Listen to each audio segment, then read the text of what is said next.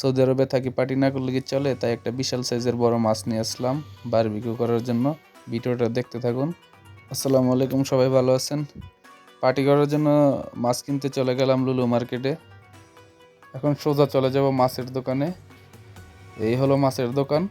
বিশাল বড় সাইজের একটা মাছ নিয়ে নিলাম। এই মাছটা দিয়েই হবে আজ পার্টি।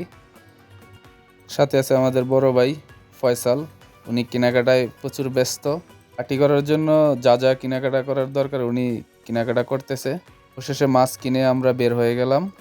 হলো সৌদি আরব রাতের ভিউ, মাশাআল্লাহ অনেক সুন্দর। কেনাকাটা করে এবার রওনা হব পার্টি করার জন্য। এবার সব কেনাকাটা করে আমরা চলে আসলাম রোমে। এখন মাছটা কাটার পালা। তো দেখতে থাকুন মাছটা আমরা কিভাবে কাটি। বিশাল সাইজের এক মাছ, এই মাছটা দিয়ে আজ হবে বারবিকিউ পার্টি। এখন মাছটাকে আমরা ক্লিন করতেছি ভালো করে, যাতে কোনো মাছের আলসা না থাকে। এবার মাছটা কাটার পালা, তাই বড় এক চাবাটে নিয়ে আসলাম কাটার জন্য। বিশাল সাইজের মাছ ছোট ছুরি দিয়ে কাটা যায় না, তাই বড় এক চাবাটে নিয়ে আসলাম কাটার জন্য।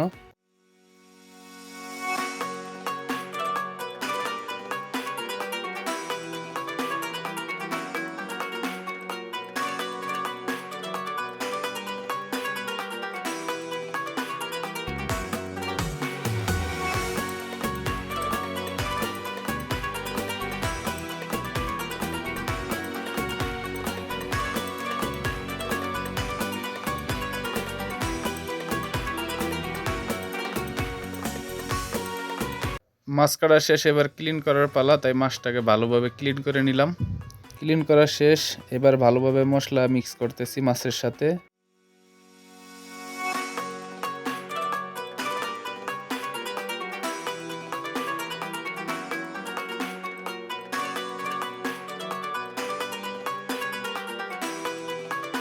আর এদিকে আরেকজন ব্যস্ত ব্রুস্টেড বানানোর জন্য।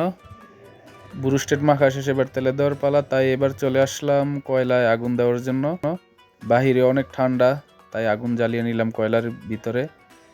জ্বালানো অনেক কঠিন একটা কাজ, একবার চেষ্টা করার পর আগুন জ্বালিয়ে নিলাম আমরা।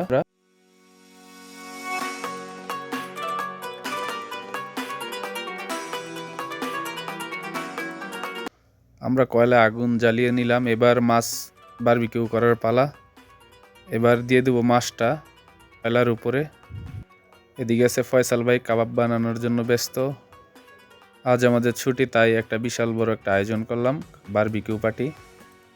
ভিডিওটা যদি আপনাদের কাছে ভালো লাগে অবশ্যই চ্যানেলটা সাবস্ক্রাইব করবেন, পাশে থাকবেন, যেন আরও ভালো ভালো ভিডিও আপনাদের মাঝে নিয়ে আসতে পারি আমরা।